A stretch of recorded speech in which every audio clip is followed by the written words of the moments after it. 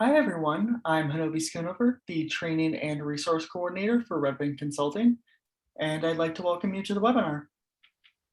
Before we begin, for those who may not know, Redmond is a nonprofit organization that provides tribal technical assistance on a variety of programs, including but not limited to housing and homeless services, children and youth, and elder abuse.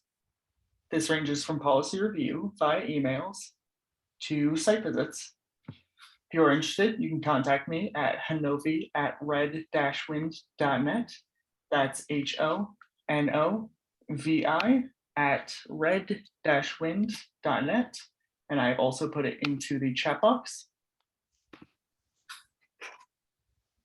As this states, this project is supported by grant number 2015 TAAX K069, which is awarded by the Office of Violence Against Women, U.S. Department of Justice. The opinions, findings, conclusions, and recommendations expressed in this presentation are those of the authors and do not necessarily represent the official position or policies of the U.S. Department of Justice. This webinar is a part of our Housing and Homeless Services project. Presenting with us today are Zoe LeBeau and Katie Symons. Zoe LeBeau is the CEO of Symons Consulting, a women-owned small business that specializes in assisting communities with developing and managing high-quality supportive housing. Zoe brings over 25 years of hands-on and direct experience in all aspects of housing. In her 25-year career, she has worked on over 2,000 units of housing that range from transitional, permanent supportive, multifamily affordable, and homeownership. Zoe has developed multiple programs, including the Women in Construction Training Project, which trains low-income women and men of color to build homeless housing and helps them get jobs in the construction field. Zoe also plays a national role in public policy work to secure more funding for supportive housing. Katie Symons is the CFO of Symons Consulting and brings a diverse past to this project, having worked in K-12 and higher education, the nonprofit and for-profit sectors, and with local and state governments for close to 20 years. She has a deep appreciation for community engagement and inclusiveness when approaching work in affordable housing and homelessness. Katie served 2 years as the program manager for Denver's Road Home, the city's homeless plan, where she oversaw emergency shelter and street outreach efforts, coordinated 9 Project Homeless Connect events, and managed community engagement with various neighborhoods. Katie then consulted with Governor Hickenlooper's Office of Community Partnerships, leading a statewide effort to help communities assess the needs of their most vulnerable and at-risk populations around the state of Colorado. If you have any questions or comments, you can put them into the chat box, click the hand icon, or go into the Q&A. And if you are having any issues with the presenter box blocking anything, you can move that around. And I'll now turn it over to our presenters.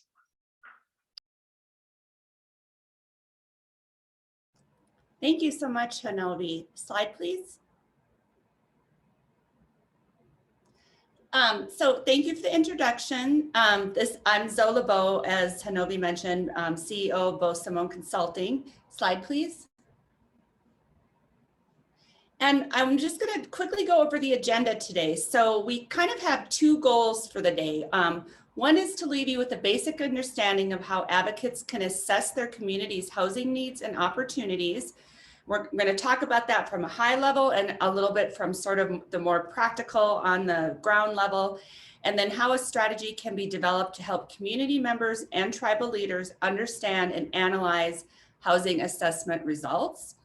And then secondly, we're going to go into strategy insights that include building partnerships with housing developers and housing authorities, creating a holistic plan to actually bring your idea to fruition, and looking for potential and appropriate options for long-term housing solutions with culturally relevant supportive services.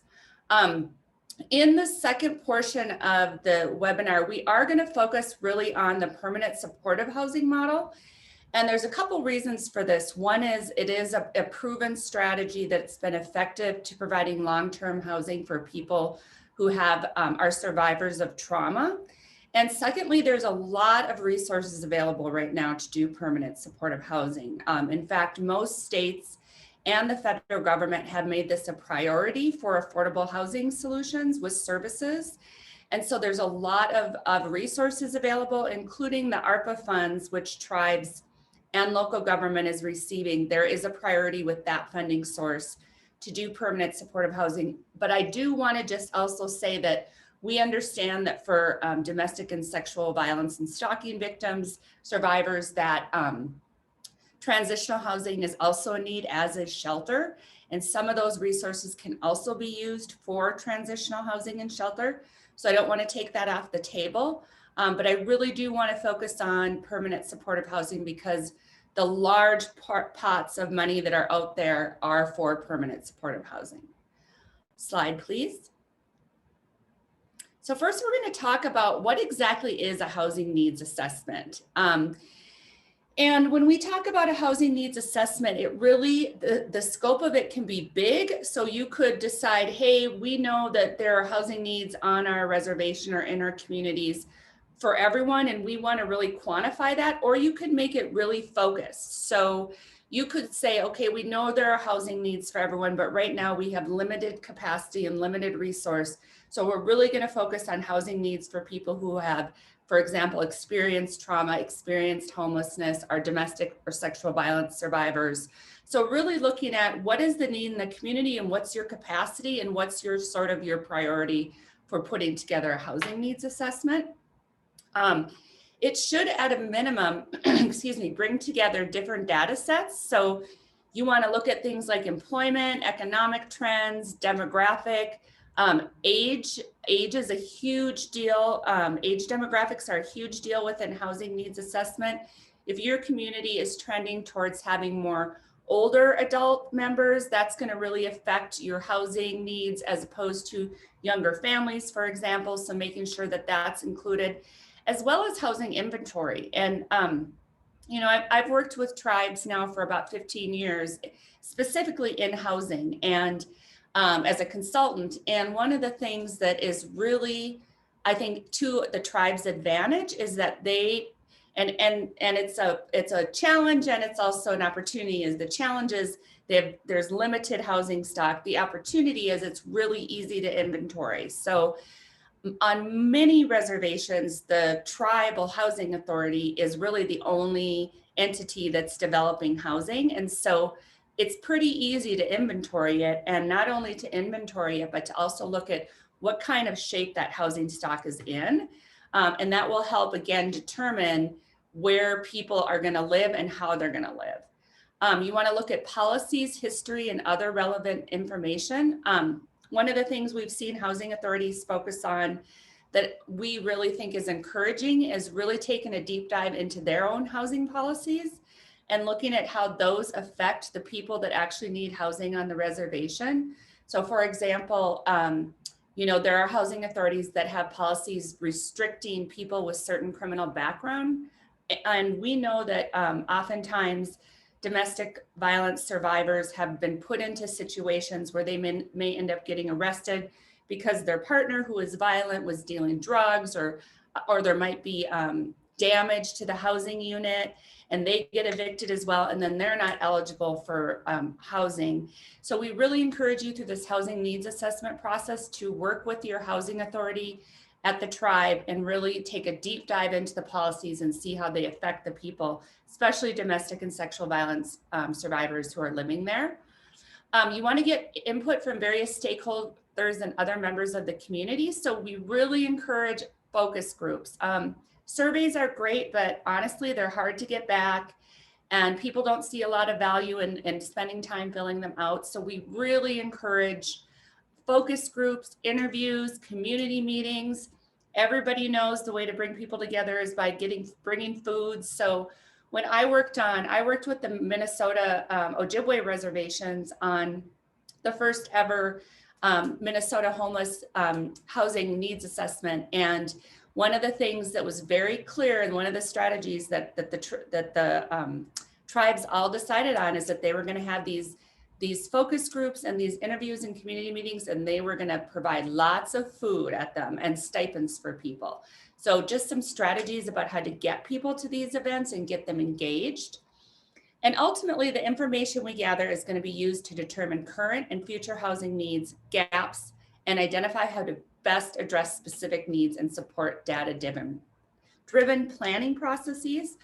The other thing I'm going to say kind of overall is there are professionals out there who can come in and help you with this. I don't think that they're easy to do, and they're not necessarily self-explanatory. And so there are resources available through the HUD Office of Native American Programs. And if you work with the tribe and or your housing authority, they can actually request technical assistance from HUD to do these types of housing needs assessment. And HUD will actually has under contract subcontractors who are really, really good at this and really, really good at doing this in Indian country. Katie and I don't do these, but we work with both the folks that do, and they do a beautiful job. So if people are starting to get anxious at the thought of having to take on this huge project yourself, there is help for you out there. Again, you want to request technical assistance through the tribe to the HUD Office of Native American Programs. Maybe I could ask Katie to put some information about that in the chat, and ask them for technical assistance on doing a housing needs assessment. Slide, please. So determining whether you need one. This is one of my pet peeves, I'm not gonna lie. I feel like we like to do needs assessments.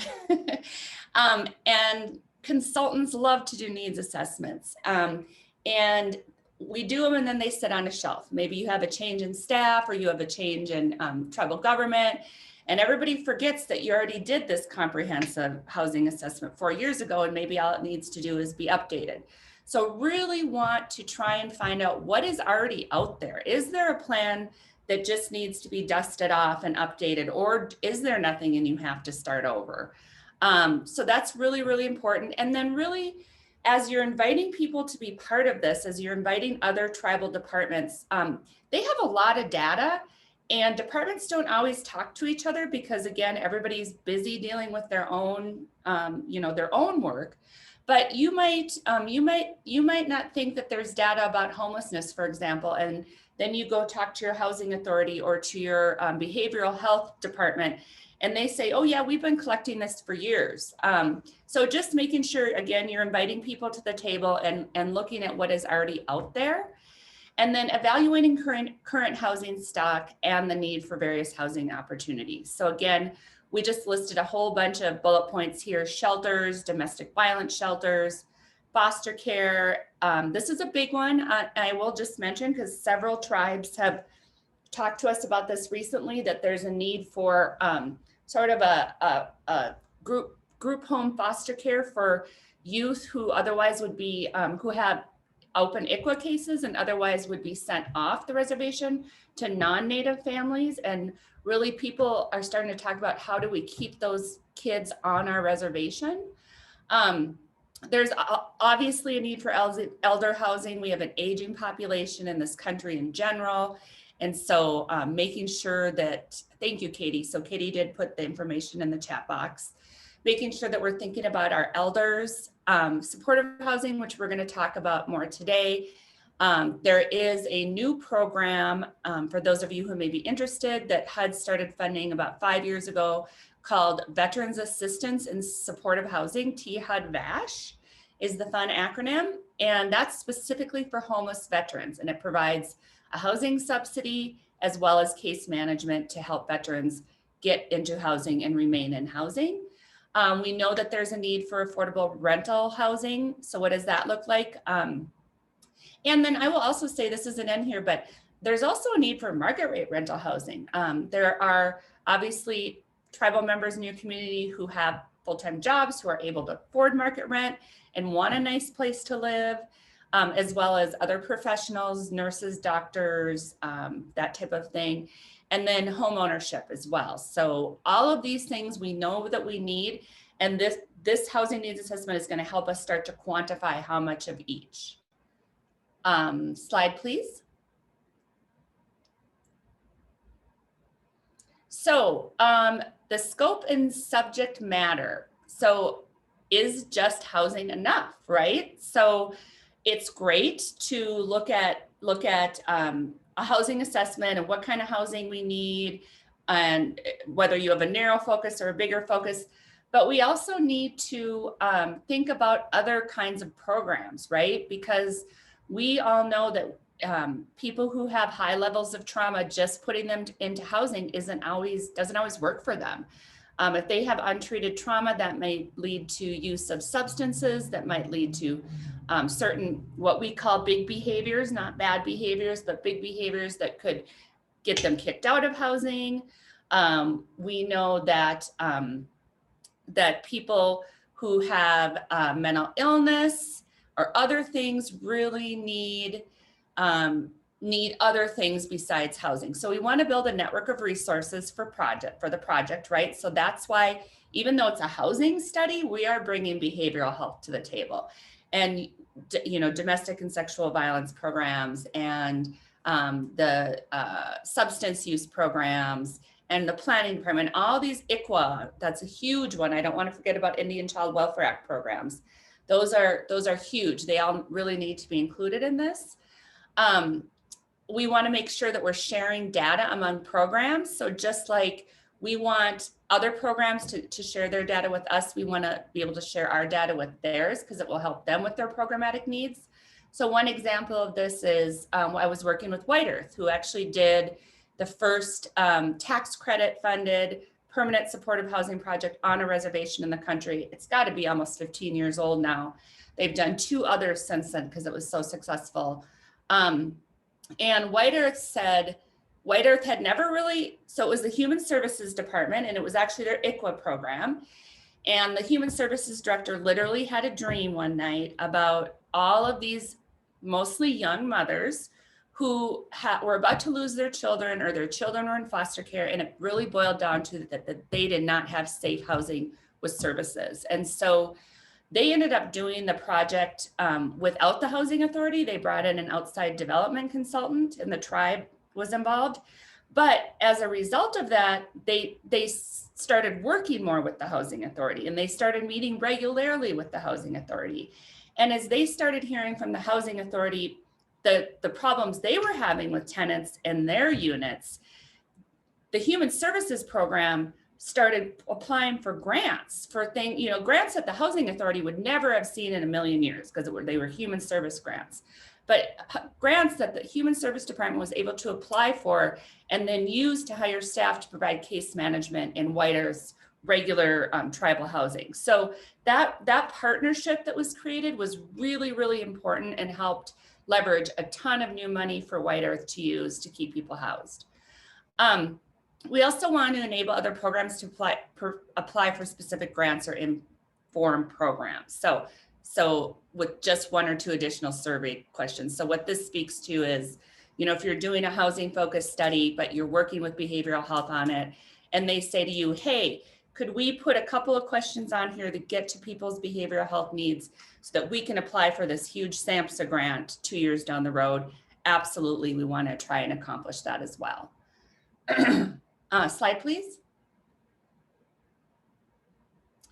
Okay, so the initial planning session and stakeholders. So we really need to be thoughtful and consider who needs to be involved in the process as stakeholders. So we've talked a little bit about this throughout the presentation, but making sure that you're having as many tribal programs as possible. Anybody who possibly touches housing on the reservation, which is almost everybody, right? So it's housing planning, IT, health, education, behavioral health, your programs, ICWA programs. If you have food sovereignty programs, anything, anyone that might touch housing, they all need to be involved in this. Definitely don't want to do this without tribal leadership. They need to be on board before you even have a meeting. So they need to be bought in and have support, provide support. And then members of the community. And you want to be very intentional about how you do that. You don't want to necessarily create a huge planning committee that is, 50 people that are trying to actually make this happen. What you want to do is have a core planning committee and then have subcommittees, if you will, or advisory committees. And one of those advisory committee could be a community-wide advisory committee. So that could be a group that is sort of voluntary, and you meet with them once a month, and it's open to the community, and you hear their ideas and you get their feedback, as well as having your other subcommittees for some of the other areas.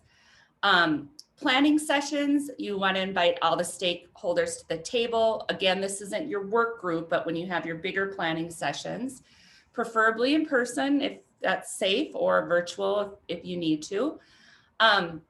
Again, I highly recommend that you bring a consultant or a contractor on, and Katie did put that information in the chat box. That's super important to help.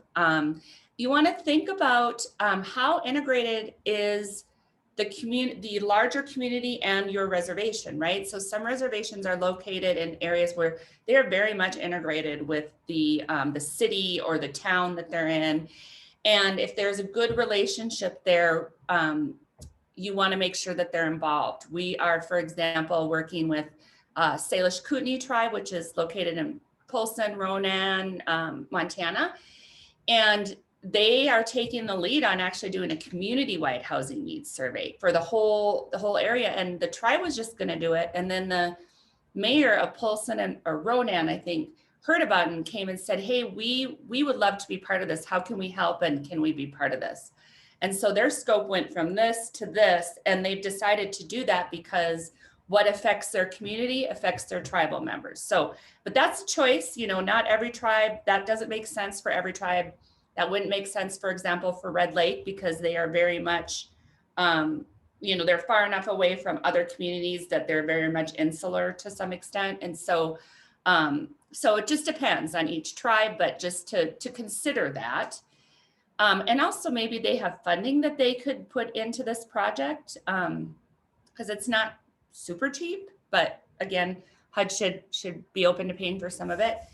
And your consultant will really help you think about the type of data to be collected and methodology. And I know enough to be dangerous on this topic, and I'm going to ask for Katie to jump in a minute because she's done more of this. But I do know that there is a methodology to these needs assessments where you are not surveying everybody on the reservation, right? You're doing a sample survey of a percentage of the population, and then there's a whole methodology to how they make that work for the size of your reservation. So it isn't like, it's not going to take years because you have to go door to door, anything like that. Obviously, we want to talk about what information we want, right? What do we want to hear? And then what the deadline for the project activities are. Katie, did you want to add anything to any of this information? Sure. Yeah, thanks, Zoe. I think you've given a great overview, and I think you're right. It depends on obviously the size and the scope of the area that you are wishing to survey, and how in depth of a needs assessment can be done, right? So for example, we worked for a bit with the community of Lodgegrass in eastern Montana. It's a very small community. There is a nonprofit called Mountain Shadow Association that was able to put together a survey and needs assessment. And they literally were able to go door to door, right? In a community that is so small. Generally, there might be 2 touches, right? In a case like that, where you're going door to door with a survey. If somebody's comfortable with filling out a paper survey, you might leave it, or you might even walk through it with them at the time and then collect it from them before you leave. This would be one of your field staff, who is obviously a paid person to be able to go and conduct the surveys. Likewise, if that is not a comfortable mode for people to communicate, they could be offered, an opportunity, as Zoe mentioned, to come to an in-person focus group and have more of an in-depth conversation that way. There might also be another opportunity if accessibility to technology, is available. to do an online survey. And so that in-person touch at the front door, might be able to say to somebody, if you're not comfortable filling out a survey here, here's an address for where you can go and take the survey online. So really a couple of different ways to approach, kind of that door-to-door methodology. As Zoe said, if you're on a reservation, that spans for hundreds of miles, maybe checkerboarded, you're not going to probably be able to do that door-to-door effort as easily. And so, right, you might be able to look at more of a sample size, and there is a calculation that I'm not that great at, but there are people out there who know exactly how to be able to say, if there's 100,000 members of your tribe, we need to divide it by this number in order to reach what our sample size is. And that's our goal then for how many people we need to engage to really have a strong sample size. And so, there's various ways of doing it. I know Zoe and I are located in Denver, and the Denver Indian Family Resource Center and Denver Indian Center just took on a recent needs assessment where they were trying to assess, the Denver metro area, and any Native American individual or family living in the Denver metro area, probably over 70,000 tribal members actually. And so trying to figure out how do you get outreach to 7 different counties, multiple cities. They went through school districts and the heads of school districts. They went through different nonprofits serving the American Indian population. They did events and did survey events at powwow and at different cultural events that were held. They had outreach events, and obviously where they offered food. They had incentives, right, with drawings. So if you agreed to take a survey or be part of a focus group, your name would be entered into a drawing where you could get $100 Visa gift card or something like that. So obviously, there's lots of different ways in which the data can be collected. And I think groups have to get really creative in terms of their outreach efforts and their timing efforts, and what is the ultimate goal in terms of how many surveys or voices you're trying to collect, both looking at the quantitative data that's collected through a survey and the more qualitative data that can be collected through focus groups. But again, I'll stress exactly what Zoe said, food and incentives for the people who participate in a needs assessment, and then paying your staff, right? So being able to pay field staff who are the trusted, members of a community, and who are able to, ensure that people feel safe, right, when they are giving their information. As Zoe said, people are pretty surveyed out, and oftentimes are leery of either the person who's giving them the survey or asking the questions. But if that's somebody from the local community, I mean, we know in Lodgegrass, it was literally the mayor who was going door to door doing some of the surveying, because he's the trusted face in the community, right? And so, it depends, I think, on, and if you can get those field staff and people who are knowledgeable about where to do outreach and who to find and who to talk to. And again, you want to make sure you pay them and train them, and they understand also what the ultimate goals are. But there does take, some financial investment certainly that needs to go into this, and then a lot of planning around the timing and the strategic outreach that's going to be done to the members of the community. Thank you, Katie. Sure. Very helpful. Okay, slide please. So just a little bit about how to frame some of the discussion. And I'm not gonna read these bullet points because I don't like reading bullet points. You can all read them, but I do want to share, I want to talk a little bit about some of the things I've heard during some of these discussions, and give you some examples. So obviously you want to talk about what's the historical context for the tribe and relevant communities. How have they worked together in the past? How have the departments worked together in the past? And past achievements and struggles. And this one I really want to highlight, because what I hear over and over and over again when I'm working with not just tribal communities, all communities who are getting together to talk about how to quantify needs or do needs assessment, is that there's a real frustration that people just talk and meet and talk and meet and talk and meet, and nothing actually gets done. And I hear that in the context both of needs assessments and actually putting a project together. I actually had a chairman of a tribe I just started working with say to the council, and there was a huge group of us, and we were starting to talk about planning a project, and he said, And we started going down that rabbit hole of everything that could go wrong. And he just stopped us and he said, this is what we always do. We do this over and over again. Somebody brings up an idea, we all get excited about it. We sit down and start talking about it, and then we veer into this, everything that could go wrong. And at some point, we just need to do something. And so that was a huge aha moment for me. And I think others at the table as well. And everyone just kind of said, okay, we're just going to do this. And we're moving forward and working on budgets and doing it. And I think I've heard that, I hear that all the time. And so just want to be aware of that as, giving yourself some real deadlines on how much we're going to talk about this until we actually implement it. And then I'm going to let you read the rest and let's go to the next slide. So determining the data and information needed. So again, we talked a little bit about this, but we're going to look at what we already have, right? Because we already have a lot of information. It's just, we don't always know where it is.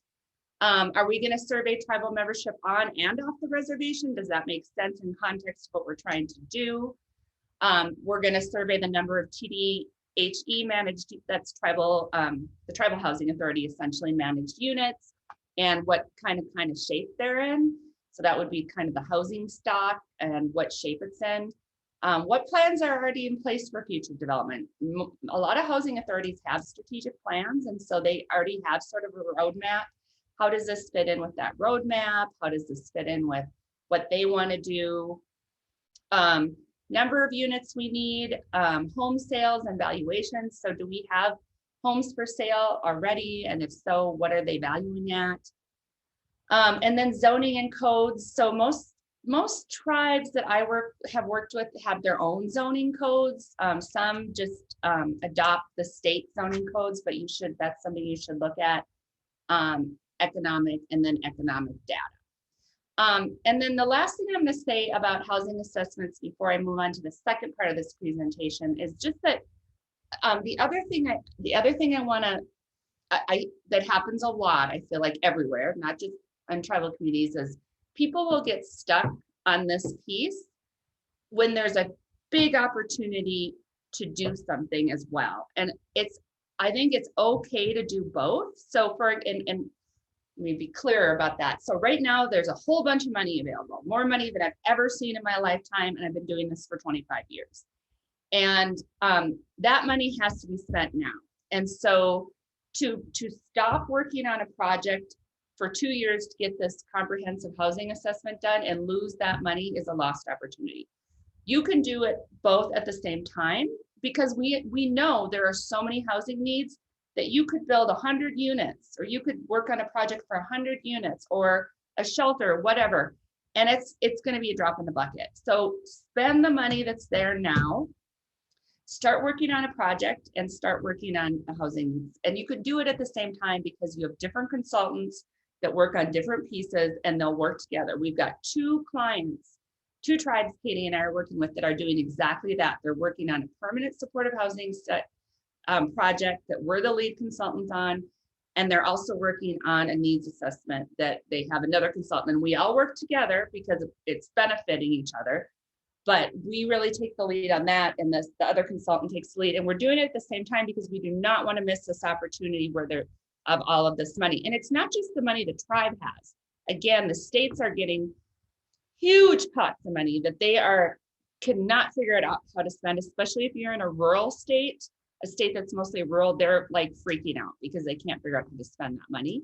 You should have access to that money. You can use that money to build something for survivors. And so just don't get stuck just doing, not just, but the needs assessment is really super important. And you can also run a project at the same time. HUD also has resources for the development of permanent supportive housing and other homeless housing programs. Slide please, which I'm going to get into next.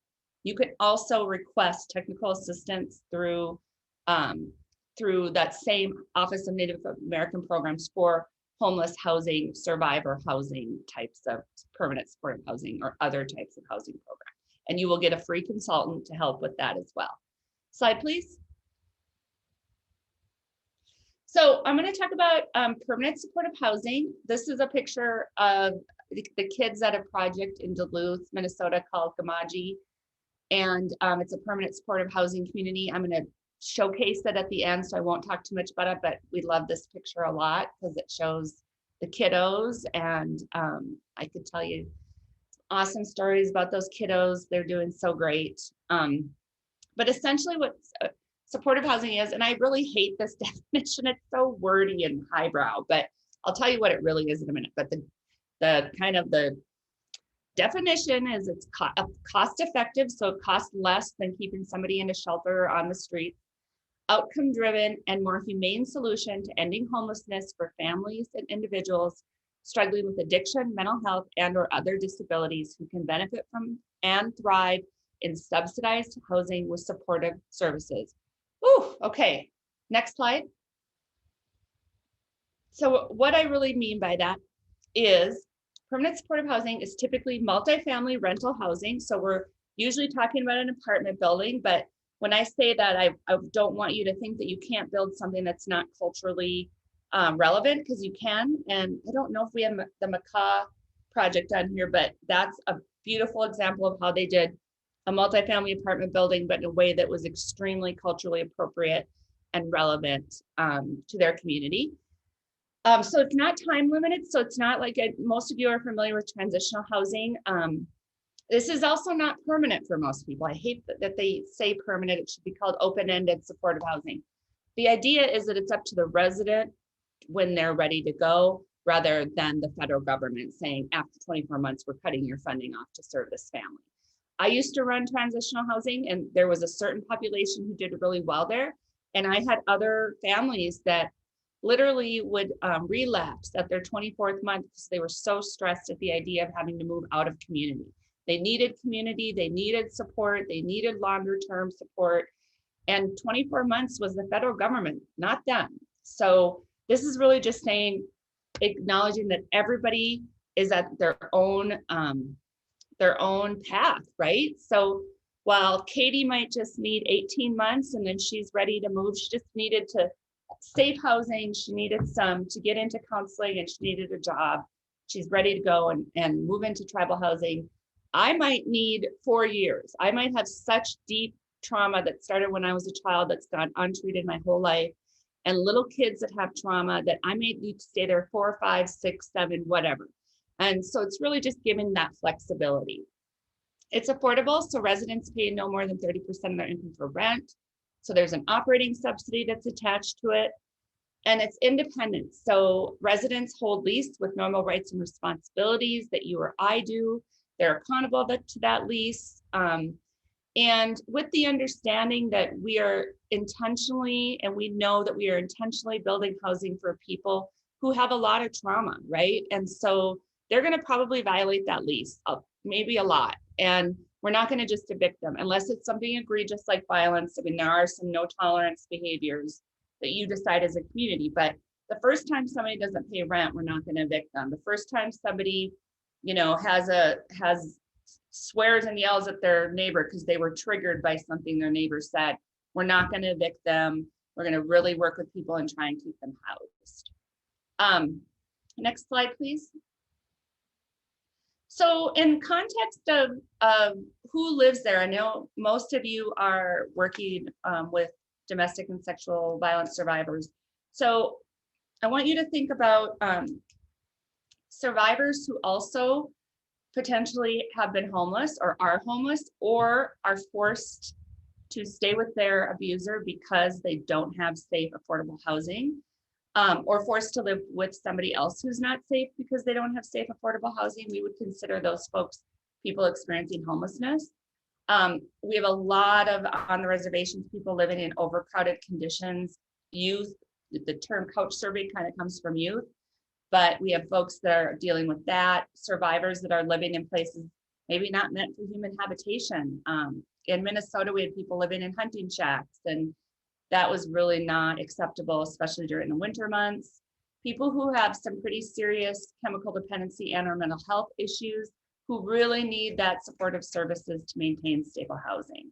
And again, a lot of we find majority of the time that chemical dependency is a symptom of deeply, deeply untreated trauma. And people are self-medicating, or they're self-medicating because of other mental illness that's been untreated. But it's a lot of trauma. Is the more and more what we're finding is that is the root cause of most of what we see happening with folks. People who have kind of burned their bridges, and I use that term because I know that when I developed my first supportive housing project, the way that I filled it was I sat down with all the other community service providers and I said, give me the 15 women that none of you would ever serve again because they burned you out in their program, and those are the women that I served. It was the women that nobody else wanted to take a chance on, and even me, I was like, oh, I can't believe I'm gonna house Sheila again, and we put her into this model that was totally different than what we had tried to house her in, and it worked, and she's still living there as far as I know. And people who frequently utilize emergency services because they lack stable housing. How many families in your program do you think would keep coming back if they had a safe place to live with services? Are they coming back because when they're out of the shelter, or maybe there is no shelter, they have no other option but to go back? And if they had a safe place to live of their own home with safety and security, would they not ever come back to your program? Slide, please. So again, it's not a shelter. We're not talking about a group home, transitional, residential care facility, or treatment center.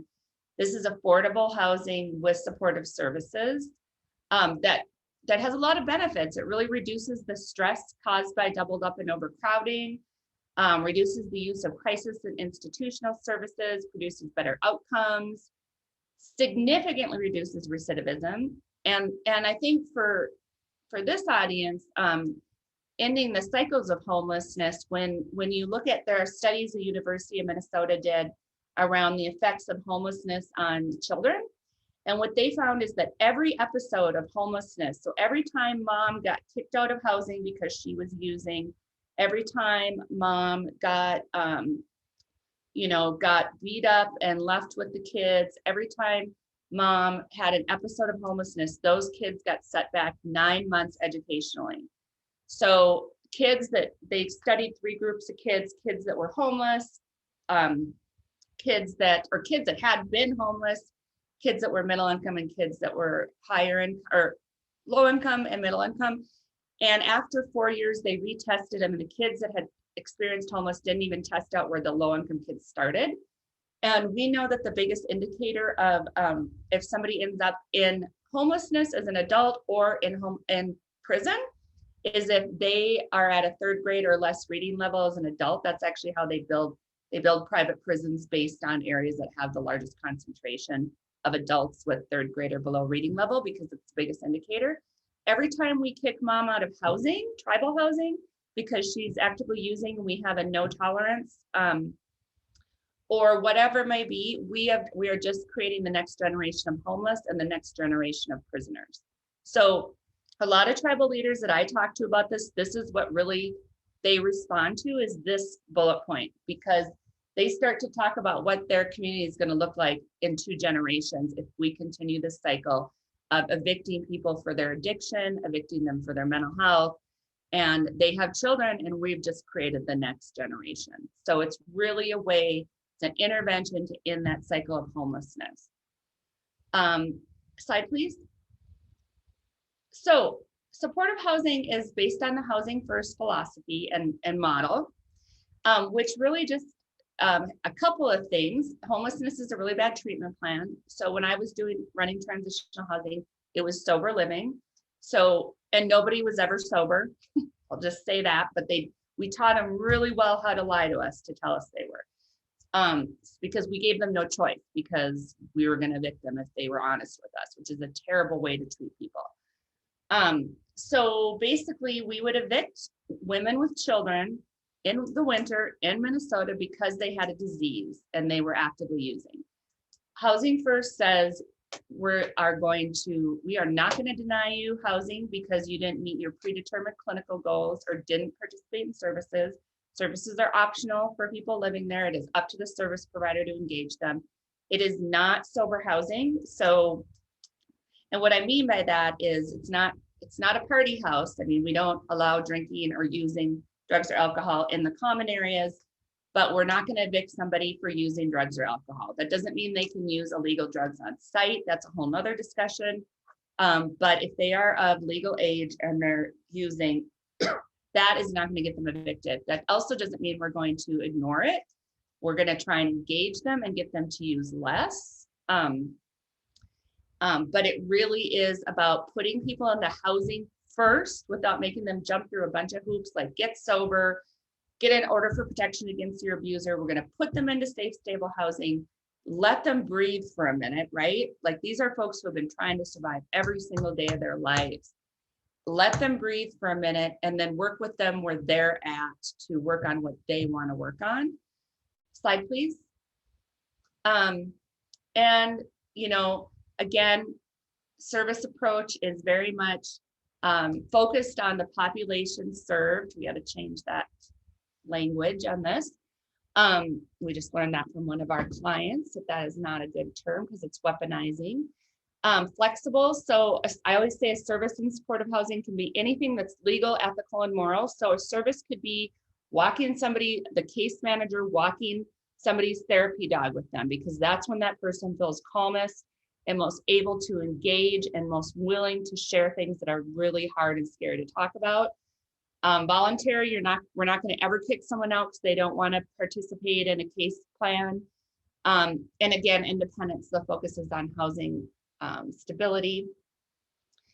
And keys to services working include things like effective engagement strategies. Again, we've got one building in Denver where I love this woman who is the director. She's actually from Pine Ridge, but she's the director of a huge clinical services at a huge mental health center. And they have a supportive housing community that's serving chronically homeless, addicted, single people.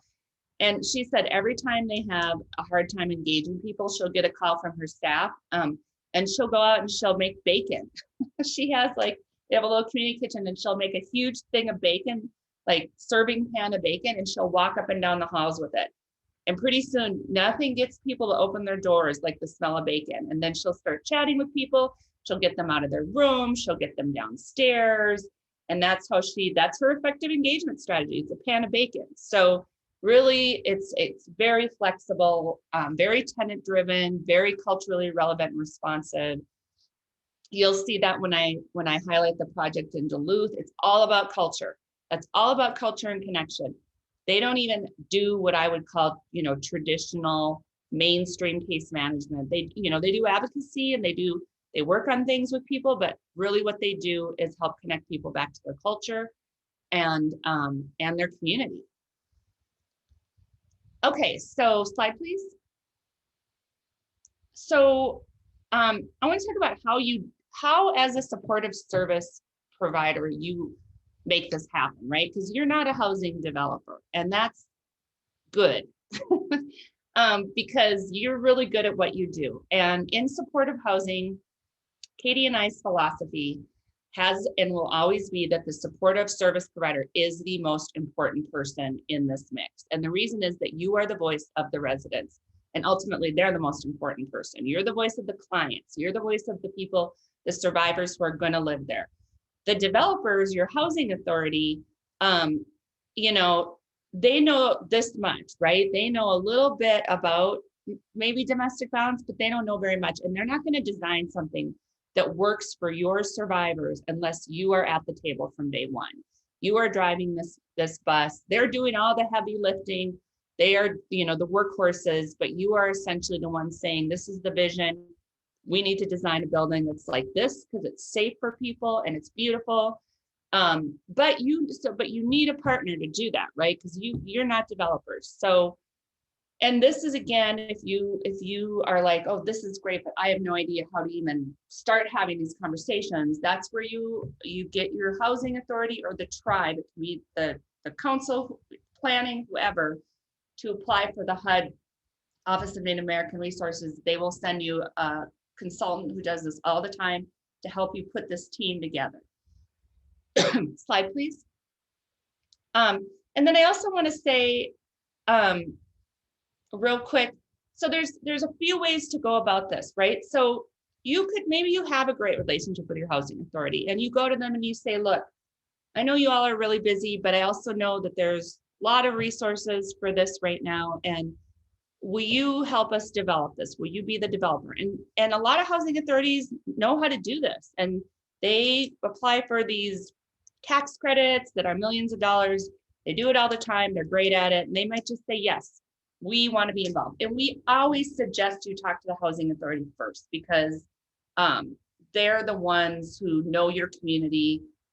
But you could be in a situation like White Earth, where when the Human Services Director went to the housing authority, they said, we support you 100% in whatever we can do, but we've got these 10 projects in our pipeline. We just can't do something else, but let us help you find what's called a development partner, which is either a developer or a development consultant. And that's worked for White Earth. And they still had a great relationship with the housing authority, and the housing authority there is amazing.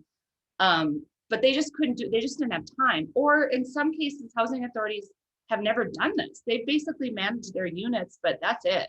Not that that's a ton of work in itself, but so then the other option is for you to find a development partner. And I'm not going to get too, I feel like this is really technical on the housing side, so I don't want to get too much into it, but basically, so let's say, you say, our housing authority just doesn't do this, or they're not interested in doing it for this population, or whatever it might be. There are companies out there who will actually come in and they will do this for you. If it's the right company, there are a lot of people interested in working with tribal programs right now for a number of reasons. And you want to thoroughly vet them, trust me. And that's what if you get a consultant, that's what your consultant will help you do.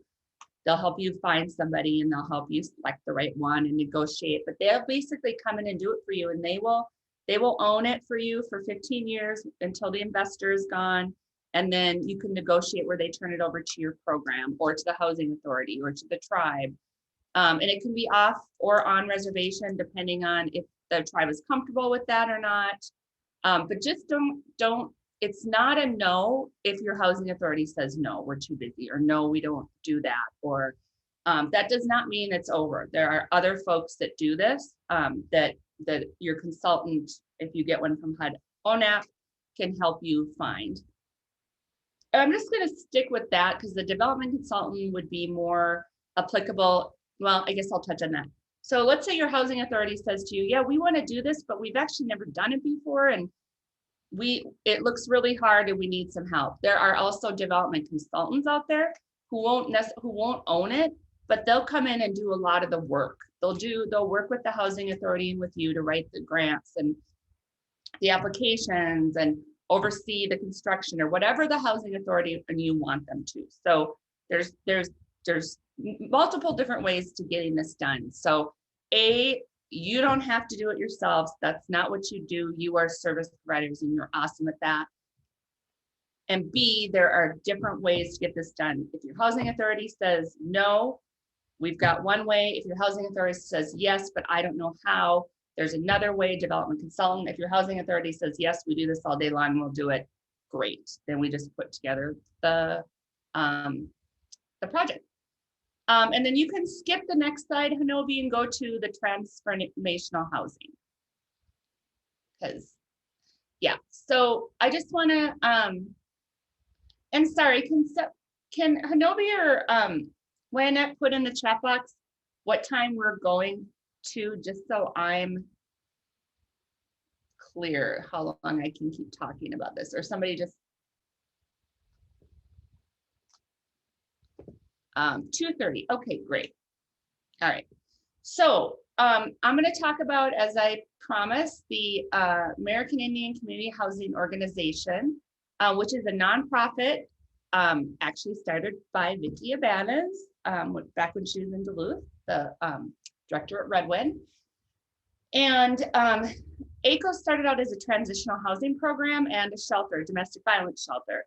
And then about 7 years ago, 8 years ago, they were approached by the Duluth Indian Commission director, Dr. Bob Paulus, who said, hey, you know, every time we have an open house and we have members of the American Indian community come, they say, we need housing, we need housing, we need housing. And the Duluth Indian Commission also participated in a group of surveying homeless Native American people, because Native Americans make up 40% of the homeless population in Duluth, and they're only 3% of the population. And so the Indian Commission worked with a consultant, and they did a bunch of focus groups with homeless Native American people. And they said, why aren't the current homeless systems working for you? And what would you like to see? And folks said, A, we want to live someplace that has people working there that look like us and share our values. B, we want to live someplace that has that reconnects us to our culture and is respectful of our culture. And 3, we need to live someplace where we're not going to get kicked out of housing because we have a disease, or I have a disease. It wasn't everybody, but and so the Duluth Indian Commission approached ACO and said, hey, we would love to support you to develop a permanent supportive housing project. Or they didn't call it that because they're not housing people, but basically that's what they said. And we want to have an Indian center. We don't have anything in Duluth, or we didn't, that was representative, that showed that this was indigenous land and that showed that there was a huge Native American presence. Now, Fond du Lac has redone their clinic in Duluth now, and it's huge and gorgeous. And that's very, very striking. But at that time, they just had a small clinic and wasn't very noticeable to the larger community. So the Indian Commission really wanted to see something big. So next slide, please. So we worked on Kamaji Mino Bimiza. Can't say the last one, I'm sorry. But basically what it is so we bought an old, when I say we, I was actually working for a funder at the time. So I worked on this project as part of working for that funder, and gave them acquisition money to buy the old YWCA in downtown Duluth, and turned it into 29 units of supportive housing for families and individuals. So there's some single individuals living there, and an American Indian Center, and there's offices. So for example, Leech Lake has their urban office there. And there's a domestic violence TA provider that has an office there. They have Rooftop Garden and art galleries. And next slide, please. I'm just going to show you some pictures. So there's kind of the upper, on the left is the lobby area. People come in, there's meals served on that table. To the right is the front desk. So it's got a 24-hour front desk, and the doors are actually locked at night. You have to buzz in, and that's for safety reasons because there's a lot of kiddos in this building, and it's a huge building. So if somebody got in at night, it could be not safe. Little conference room on the right. Next slide. Gym, upper left-hand corner. To the right is the childcare space. The kids actually worked on that mural, as you can see in the bottom left corner. Kids actually working on the mural with a local artist. Kids doing more work. Okay, next slide. So they have Rooftop Garden that also has solar panels now, so they're almost zero net energy. Kids do a lot of gardening. The kids also have their own business. They dry, freeze dry a lot of the veggies and stuff and sell them at the local farmers market. And then they get, they have to keep like a little business plan, keep track of how much they have to pay ACO back for the supplies. And then the rest is their, the money that they earn. So that's really cool. They have, next slide, art gallery. And they have a lot of events. So that's Winona LaDuke in the lower right-hand corner. Next slide. And it's all Native artists, and they actually, you can see these two little cutie patooties who are sitting next to each other on the hand drum. Oh my gosh, those two little boys, they moved in with their grandma the first day Gamaji opened. And sorry, I spent a lot of time in that building. And so, especially when it first opened. So these little boys had fetal alcohol syndrome, and they were just tortured at school, and of course shoved into, you know, special ed programs, and not even really given a chance to show what they could do. They really couldn't, they didn't look at anybody. They would literally just shuffle in, you know, I'd watch them come off the school bus, and they'd basically just walk in with their eyes on the floor and just go upstairs and sit in their apartment. They didn't really engage into any of the activities with the other kids. These were just, and you know, they got taken away from their mom. They had a lot of trauma.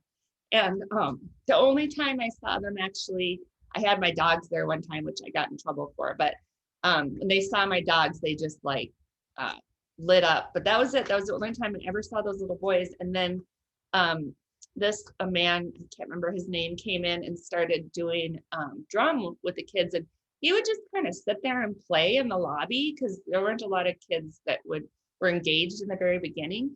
And these two boys just one day came, you know, they slowly, like, you know, they would walk by and they would see him, and they would, you know, run upstairs. And then one day they came in and they picked up the drum, and then every time he came, it just got progressively, they got more and more engaged. And then about 6 months in, they had a talent show and an open mic, and they got up and performed in front of everybody. And that just would have never in a million years happened without that. And so for these kids, you could have done all of the social service programming with them in the world, and it probably wouldn't have changed, but this changed their lives. And they are like out of special ed class. They are back to whatever grade level they're supposed to be. They still live there with their grandma. And they're like, when I go to that building now, like they are running through that building, getting yelled at by the property manager, just living their lives. And it's so cool to see. And that's exactly what it was for them, was that engagement strategy. And that guy would have sat there every other day, I think, for 6 months, if it whatever it took to get those kids, or some kids, engaged. For these kids, that's what it happened to be, was the hand drum. Okay, next slide. And next slide. This is just their healthy food program that I talked about. They also have a gift shop. Next slide.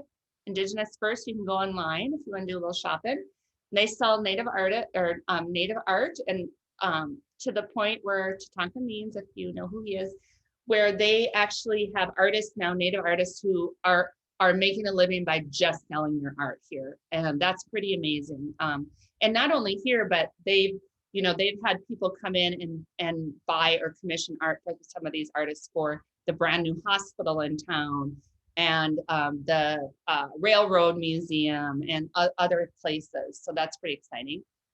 And go ahead and just you can scroll the next couple of slides, pictures of their gift shop. And then this is just some more art. And so what I'll say too is the 29 families and individuals living at Gamaji, again, they targeted really, and this is a picture of the mural on the roof. It's pretty amazing. This is what you see when you drive into Duluth now from the Twin Cities, which is very cool. But they, the 29 families living there are really families with a lot of trauma, a lot of addiction, a lot of untreated PTSD and mental health, and a lot of traumatic brain injury. And they have parents who are actively using, but they are using at a level where they are able to maintain being parents. And if something is wrong, you know, if the kids come home from school, and the kids are super, I will say the kids run that building, and that the staff at ACO said, you know, intentionally said, if this building isn't safe for these kiddos, then we have no business being open. And so that's the number one priority, is keeping those kiddos safe and fed and happy and engaged and growing. And the parents too, but you know, the kiddos, kiddos are the ones that, if they're safe, everybody's safe, right? Because they're kind of the most vulnerable. And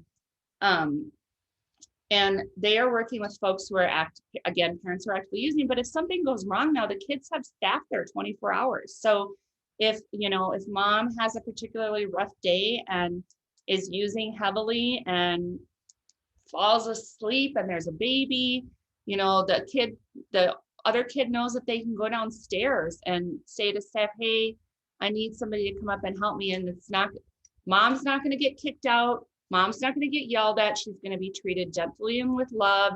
Baby's going to be taken care of, and the kid's going to be taken care of and safe.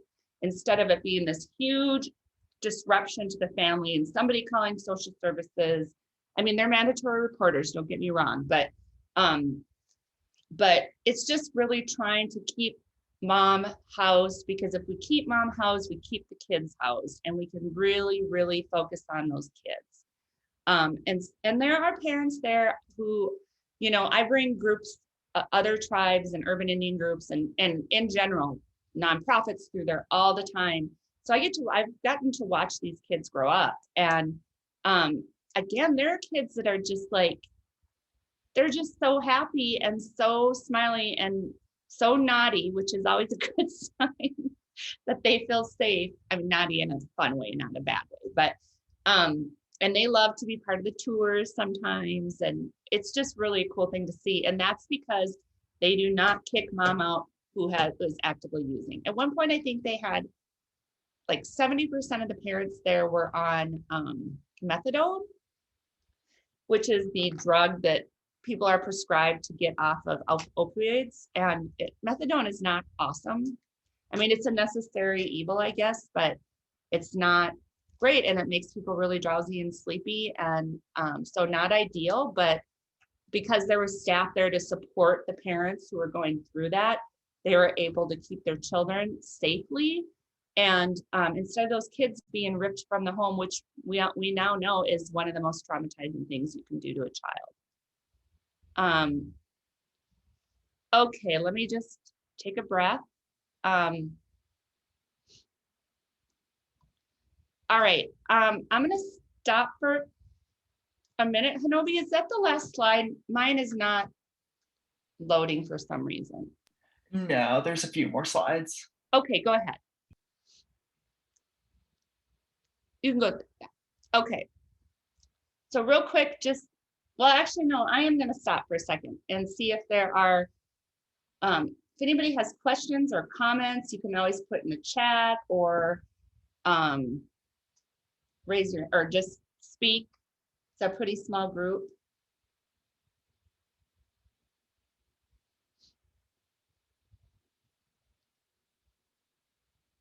Nothing so far? Okay. So again, just, we talk about trauma informed. I've talked a lot about trauma, or mentioned trauma a lot. Want to make sure that the services are trauma informed as well as the building.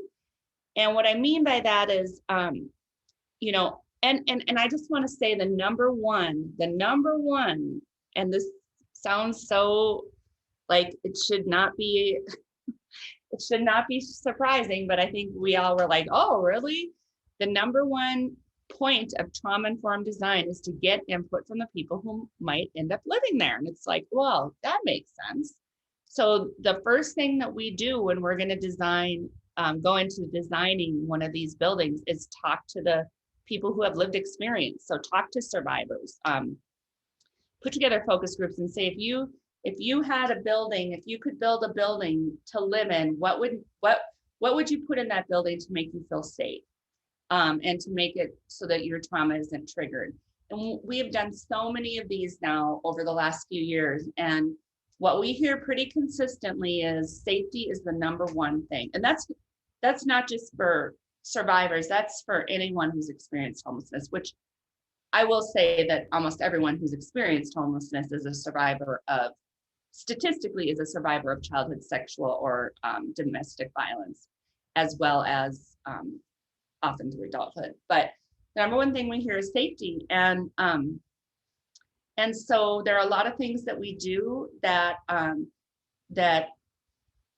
And when I say safety, I don't just mean physical safety, I also mean mental safety. And that mental safety includes things like making sure that there aren't dark corners where somebody could be triggered by their, or that there's cameras so that people feel safe, right? That there's cameras in the community type spaces so that there's not community rooms that are hidden away, tucked away and dark and don't have windows. So there's windows everywhere so people can see what's going on. There's windows, there's light, natural light everywhere. There's very warm colors that are very calming. And then also obviously very culturally relevant, right? So that is a number one thing. If you want to look up, maybe Katie could do a link to the Macaw supportive housing community, some pictures. I just think they did such a beautiful job of really designing a building that was trauma informed and culturally relevant to their community. So that might not be for your community, but just to see an example.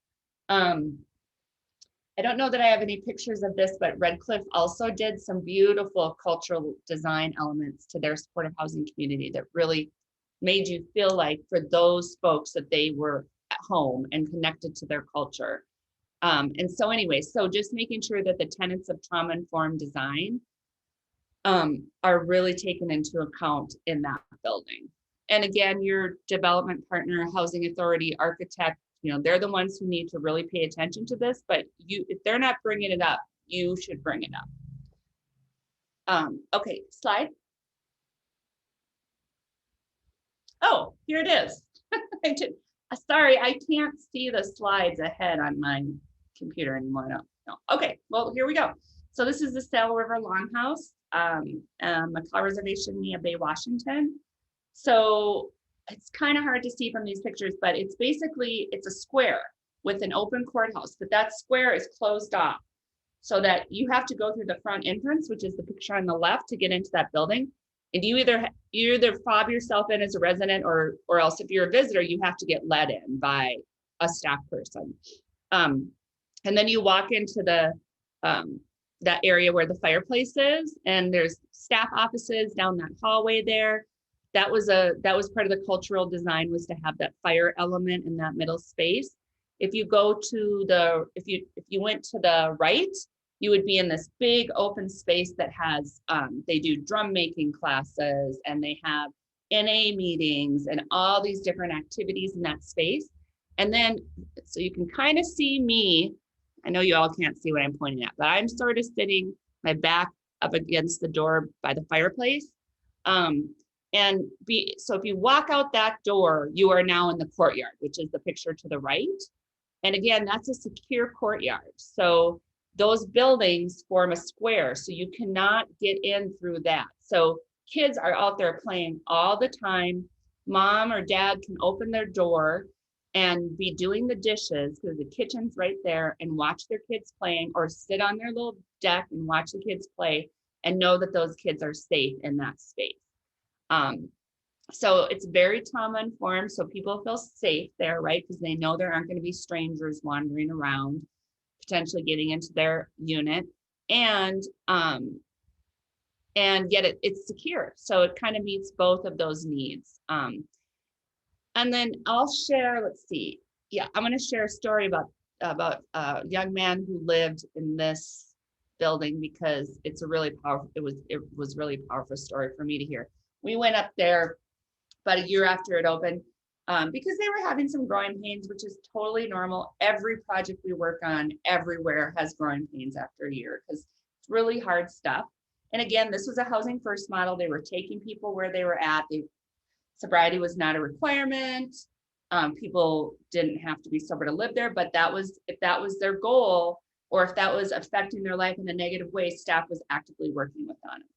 So we went up there and staff was really feeling like they were having a hard time engaging people.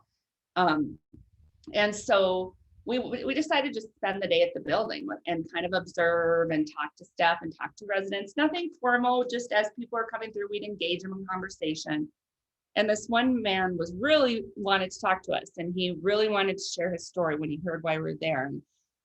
So his story was that he was he was taken away from his family when he was very young, a baby, and he was placed off the reservation with a white couple in Seattle, I believe. And he was never told he was Native, never told he was a cop. And he said he grew up with a hole in his heart, and he never knew, he never knew. He just always felt like something was wrong, like something was missing. And he got into drugs and alcohol when he was pretty young, 12 or so, and just steadily got into more and more trouble, got into harder and more drugs.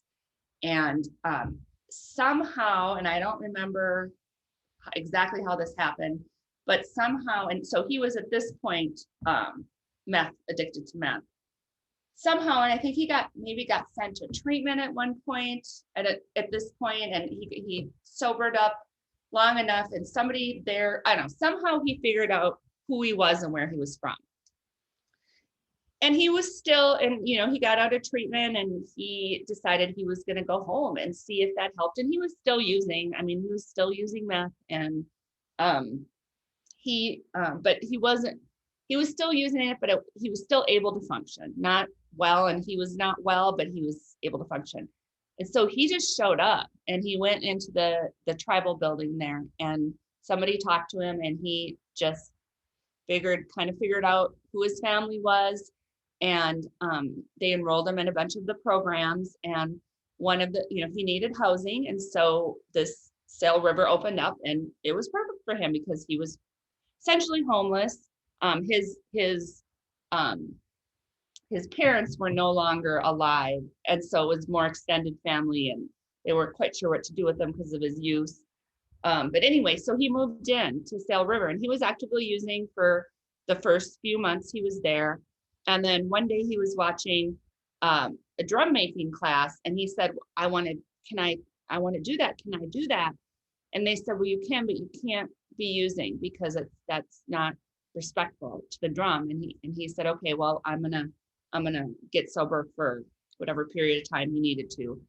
And he did, and he started just slowly getting engaged with all these cultural activities. And pretty soon it was to the point where he was just sober. He just, that was filling the hole in his heart, right? Like that was healing. Therapists would say he was healing his trauma. He said the culture, my culture, was healing the hole in my heart. I don't need this other bad medicine anymore. And so by the time we met him, he had been sober for what, like 7-8 months or something like that. He knew that, he still had a long way to go, but he was actively participating in all of the cultural activities there. He had a job. He was working full time. He was actually running the NA groups at the building. And he just said, so I was kind of the staffer there, and I was kind of saying to the staff, so afterwards I said, is that somebody that you feel like you didn't provide good services for? And they were like, yeah, he didn't have a case plan. He wouldn't do it. And I was like, but you gave him exactly what he wanted. You gave him the opportunity, and you supported him in reconnecting with his culture. And that's what he asked for. And that's what you gave him. And that's what worked. And they sort of had an epiphany. And that's what I mean when I say services and supportive housing can look like anything that's, again, legal, moral, or ethical. It doesn't have to be doing a case plan. It could be, for that man, that's what worked for him. And that's what got him sober. And that's what healed his heart. And so I just thought it was a beautiful story and illustration of what a great job they were doing. And they just felt like it wasn't formal enough, and it doesn't have to be to work. And it usually works better when it's not, to be honest, from what I've observed. Slide, please. That's just another picture, so you can see more of the shape and the dance that they did there. Picture or slide, sorry. I'm thinking picture. All right, so all right, so questions, comments? Katie, do you have anything to add? Or Wynette, Hanovi, anyone else?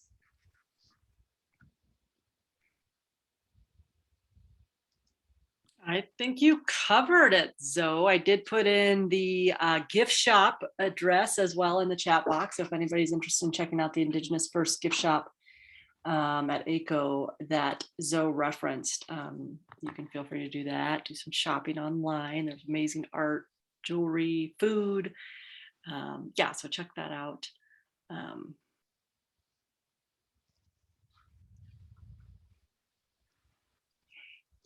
Thank you, Wyanette.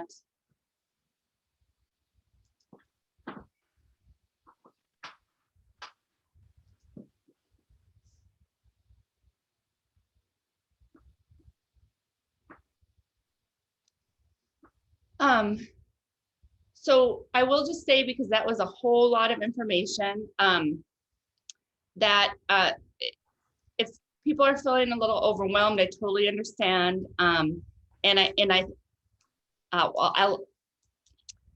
You can contact Red Wind if you're, if you go home and digest all of this and are like, okay, well, we want to do that, but I can't remember what she said. As far as what to do, Wyanette was well versed, or she can get you in touch with Katie and I. And Arlene asked if she could get a copy of the recording or PowerPoint, and I'll let Hanovi. Oh, yep, already Wyanette said, yes, I'll send out a copy of the slides, the recording, and the links we shared. Thank you. I guess bottom line is, if you want to take anything away, is there's money, a lot of money right now to build housing for survivors. And there's free technical assistance to help with both the needs assessment and with putting together that housing. And that technical assistance is through the HUD Office of Native American Programs, and either your housing authority can apply for it. It's very simple, one-page form, or the tribe, or, I don't know if the council has to, or one of your, I'm not sure. I think, Katie, does it have to be the tribal council, or can a different department? I think the different departments can potentially apply. Yeah, I think the housing authority or tribal TDHE, I think anyone can apply, right? I mean, I think I want to say, like with Turtle Mountain, it was outside of the, well, yeah, I think it can be any department within the tribe, I do believe. Okay. And so that, that's kind of, if you take away anything, that's really the key, is that the resources are there right now for a limited period of time, and the technical assistance is there. And of course, Red Wind is you're working with Red Wind already, I believe, and they can certainly get you in the right direction, and help with all the services stuff and all the great stuff that they already do. So the help is there, or the support is there, and the money is there. So if you have a need for something like this in your community, this is the time to do it. And there are lots of people, you're not going to have to do it all. Again, I just want to reiterate that.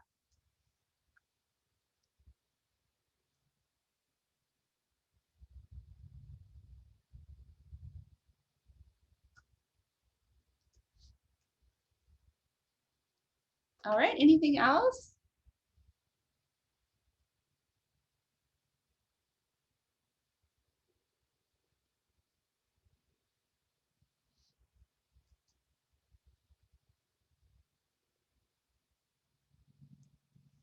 Okay, thank you very much.